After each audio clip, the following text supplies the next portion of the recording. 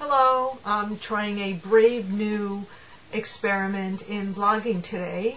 I decided that I would take questions from aspiring authors and see what I could do to answer them. And instead of doing it in writing, I thought I would try to do it via a video blog. So, going to do this in one take and see how it goes. So some friends wrote in some questions. I'm going to just answer a few every day, see how long it takes me to get through them. If you have questions of your own, just leave them in the comments section below, or you can email me your questions at ellen@ellenmeister.com. So, okay, the first question comes from Angie in Texas, who wants to know, would you recommend finding an agent before you start shopping out your books, or should I just start blindly sending manuscripts around? Angie, definitely don't blindly send manuscripts around. There's a couple of reasons for that. The first reason is that very few publishers these days read unsolicited manuscripts, so you're really wasting your time. But more importantly, once you do find an agent, if you've sent your manuscript around, it's going to come back and bite you. Agents do not want manuscripts that have been shopped around. The reason is that they can't send a manuscript to an imprint that's already reviewed it. So you could be really shooting yourself in the foot if you send your own manuscripts to editors. So I would say no, absolutely shop for an agent. And I know that that's a long question with a very, very, very long answer on how to get to that point, but there was a related question here, and that's from Sherry in Wisconsin, who said, it seems as if getting an agent is as difficult or more so than getting a publisher. I have 2 ebooks published and a contract with a small press for a paperback trilogy. My question is this: since my previous works fit niche markets, but my current projects are more mainstream, should I be looking for an agent for future work? And if so, should I start querying agents now, or should I wait until another book is completely finished? All right. A little bit complicated to answer. Let's take the question apart. I do think that if you have a mainstream book now, you should be looking for an agent. And I also think, and again, this is not such a black and white question as you might think, but I do think in your case you should finish the complete manuscript before you query, because it's a new area for you. And let me just back up a little bit.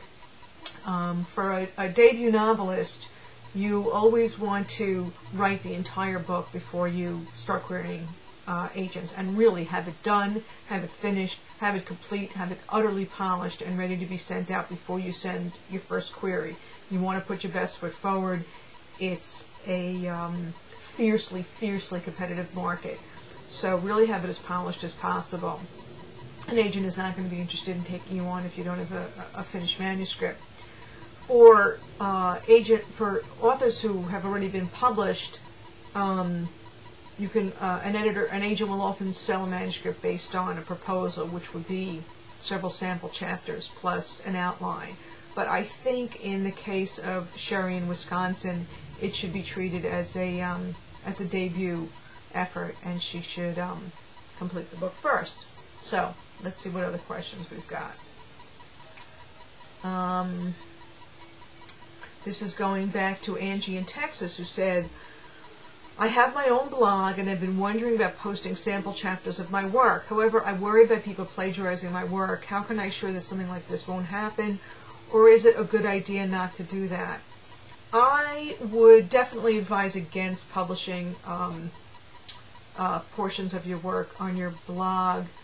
Not so much because of the fear of plagiarism, although that certainly could be an issue. But you don't want your work to be considered previously published when you send it out. So don't do that. Not a good idea. You want the work to be fresh, the rights to be fresh. So that's the answer to that question. Okay, I think I'm going to do just one last one for today, and then try this again next week. Let's see. Desiree in Florida asks, I have an idea for a true life self-help type book, but I'm not sure where to start. Will I be better off if I write it as I would a blog or a journal, or would it be better to write it in the third person? Okay, here's my take on that. I think that you should write it as a memoir and not as a self-help book, which would mean writing it in first person, more like a blog or a journal, if that's the way you want to look at it, than writing it in third person. The reason is that if you're writing a self-help book, you need to be able to show some sort of expertise in the area. So in other words, rather than you're having lived through a certain traumatic event, you want to be able to say that you're not going to be able to publish a self-help book unless you're, a psychologist or a doctor or some sort of professional who specializes in that area. Otherwise, you're not going to have the credentials to write a self-help book. So if you want to write a book like that, I would suggest that you go about it as a memoir. And if it helps people along the way, if it's inspirational in any way or educational in any way, that's a bonus. But I would go at it from the angle of offering a memoir. That's my advice there. So that's it. And stop by again next week. I'm going to do this every week. And, post your questions below. Thanks.